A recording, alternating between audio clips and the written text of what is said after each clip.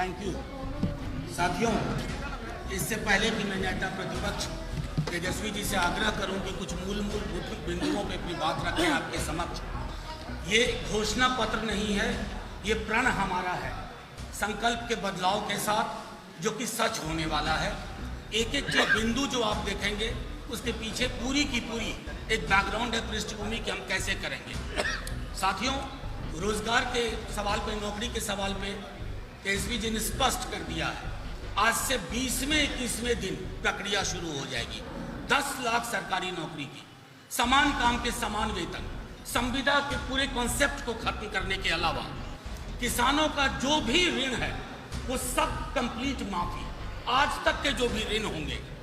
उसके अलावा खाद्य प्रसंस्करण उद्योग, जो अपने आप में अर्थव्यवस्था को, सरकार को बड़ी चिंता होती है। हमारी सरकार आते ही तेजस्वी जी के नेतृत्व में रिवेन्यू जनरेशन पर भी काम होगा कि राजस्व किस प्रकार बढ़े। बिहार की मौजूदा बिजली दर इतनी कम हो जाएगी कि लोगों पर से जो बोझ है वो खत्म हो जाएगा। हमारा ये भी कहना है कि जब मिथिला में जीआई बिहार, वो जीआई मिथिला होगा और तमाम अलग अलग क्षेत्रों के जो वहाँ की चीज़ें हैं उसके आधार पर ग्रामीण अर्थव्यवस्था के उद्योग पहली बार आएंगे। बिहार में शिक्षा बजट शायद पहली बार हम 22% करने वाले हैं। 22% राजकीय बजट में शिक्षा के बजट का हिस्सा होगा।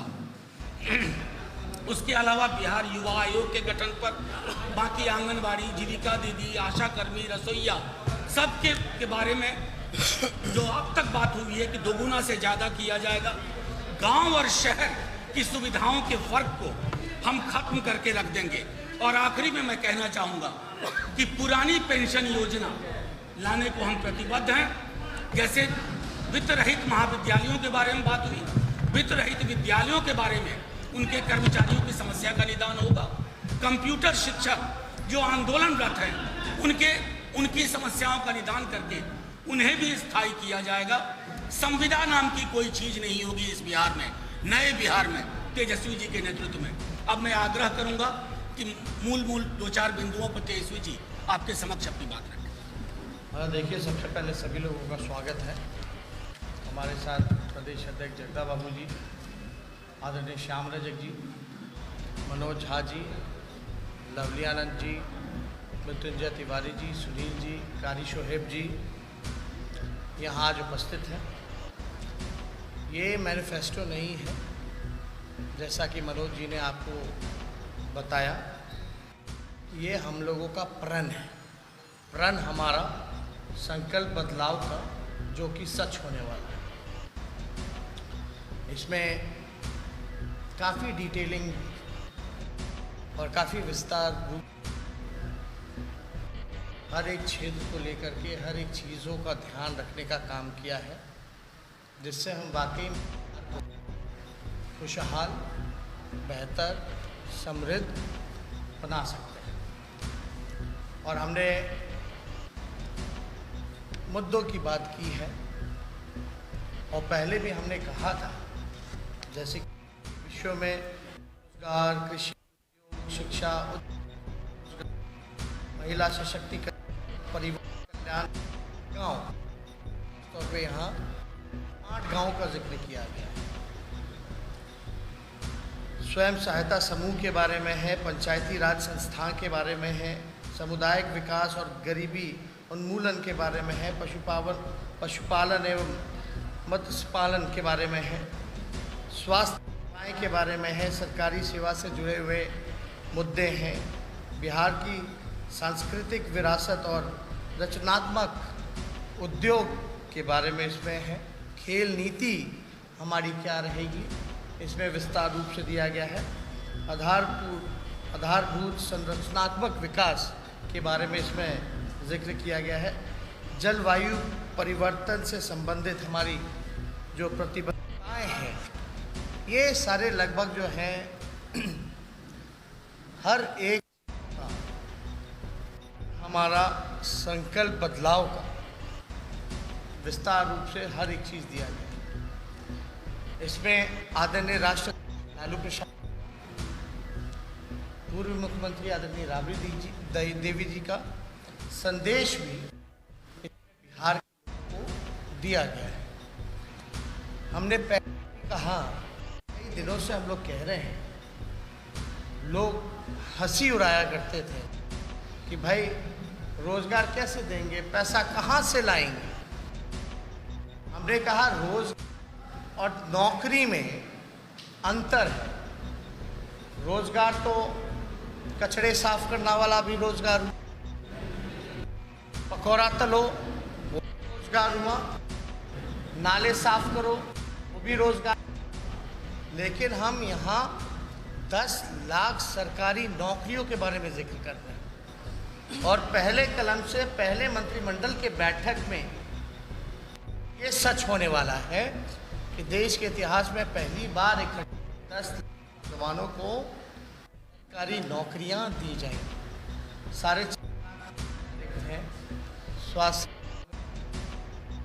शिक्षा में, पुलिस महकमे में 60% जूनियर इंजीनियर जो है वो nurse, compounder, lab technicians, engineers, professor, teacher, आपके पुलिस बल की जो क्षमता है जो होनी चाहिए, जो कि अभी नहीं है। हमने उदाहरण भी दिया था मणिपुर जैसे छोटे राज्य का कि भाई 1 लाख आबादी पे वहाँ 1000 से ज़्यादा पुलिसकर्मी हैं, लेकिन बिहार में 1 लाख आबादी पर 77 पुलिसकर्मी हैं।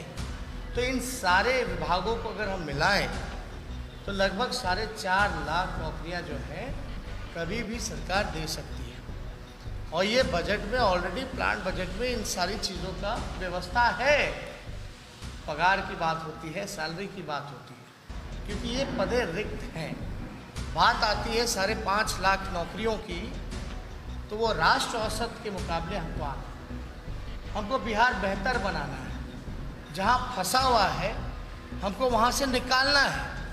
तो निकालना है तो कम से कम जो नेशनल एवरेज है उसको हमको कम्पीट करना पड़ेगा, उसके मुकाबले हमको आना पड़ेगा। तो 4.5 और 5.5 लाख नौकरियां मिला के टोटल 10 लाख हो जाए। का वादा करना हो भाजपा और डबल इंजन सरकार का जैसे करते रहे, तो हम लोग भी बोलते भाई 50 लाख नौकरियां देंगे। हम लोग भी शुरू से बोलते हैं कि 1 करोड़ नौकरियां देंगे, लेकिन 10 लाख ही क्यों? क्योंकि जो रिक्वायरमेंट है, चाहे पदे खाली हों या राष्ट्र औसत के मुकाबले आने के लिए। अब भाजपा वाले बताएं कि भाई उनका मुख्यमंत्री का चेहरा कौन है? नीतीश कुमार है। नीतीश कुमार कहाँ से देगा पैसे? कहाँ से देगी? कौन करेगा? नेतृत्व तो कर रहे, उन्होंने तो पहले ही हाथ खड़ा कर दिया। तो ये बेवकूफ़ किसको बना रहे हैं? बोलते हैं पैसा नहीं है। बिहार का बजट लगभग 2,13,000 करोड़ का है, जिसमें खर्च केवल 60% होता है, 40% खर्च नहीं हो पाता। जो खर्च नहीं हो पाता 40% अगर कुल बजट का अगर निकाला जाए तो 80,000 करोड़ होता है। और डिप्टी सीएम सुशील कुछ और बयान ही कह रहे थे। अब कहाँ है? जल्द हो जाए, लोगों की शुभकामना। लेकिन यही सुशील मोदी जी ने 2 बयान दिए थे, आपको याद होगा, 3 बयान, कि संसाधनों की कमी है जब मजदूरों को लाने की बात की जा रही है। एक बार अपराधियों के सामने हाथ जोड़ दिया था पितृपक्ष के महीने में। चौथा हाफ पैंट में ये भागे थे जब पटना में जल जमाव था। और चौथा जो बेइज्जती इन्होंने करने का काम किया, जो रोजी रोटी कमाने जो मजदूर पलायन करके जाते हैं, बोलते शौक के लिए जाते हैं, मज़े के लिए बाहर जाते हैं, इसलिए पलायन करते हैं। तो ये है बीजेपी का चेहरा बिहार में, ये है। और चिट्ठी निकाला जाता है कि मजदूर भाई अगर आएंगे तो अपराध बढ़ जाएगा। अब क्यों खामोश है भैया सरकार? क्या हुआ? कुछ ऐसी अनहोनी तो नहीं होगी जो 40 लाख से भी ज़्यादा मजदूर आए? लेकिन सबके आँख ज़रूर खुल गए थे कि इतनी बड़ी संख्या में बिहार में हुआ है, किसी ने देखा नहीं था। लेकिन लॉकडाउन के दौरान सब लोगों का जो आँख था वो खुल जो पर्दे लगे, पर्दे, चाहे कृषि का क्षेत्र हो, नौजवान की बात हो, महिला सशक्तिकरण की बात हो, स्वयं सहायता समूह, आंगनबाड़ी से लेकर के जो हमारी विकास मित्र हैं, जो आपके जीविका हैं, ये जितनी स्वयं सहायता समूह हैं, सबके मानदेय को लगभग दुगुने से ज़्यादा हम लोग बढ़ाने का काम करेंगे, नियमित करने का काम। और एक बात और, नियोजित शिक्षकों को समान काम समान वेतन, उसको भी लेकर के हम लोग जो है समान काम वेतन हम लोग करेंगे। जो 10 लाख रोजगार की बात, नौकरियों की, सरकारी नौकरियों की बात कर रहे हैं, ये कोई प्राइवेट का अलग से नहीं है। जब कारखाने लगेंगे, हमारी उद्योग नीति क्या है इसमें विस्तार रूप से है, कृषि का हमारा क्या प्लान रहेगा इसमें विस्तार रूप से, ज़्यादा समय नहीं लेंगे, आप लोगों को डिस्ट्रीब्यूट हो जाएगा, आप सब लोग देख सकते हैं, पढ़ सकते हैं। लेकिन हर एक बिहार ने अपना रखा है। आज तक हवाई बातें हुआ करती थी, लेकिन ये हमारा संकल्प है, संकल्प बदलाव का, ये हमारा प्लान है जो वाला, ये हम करके दिखाएंगे।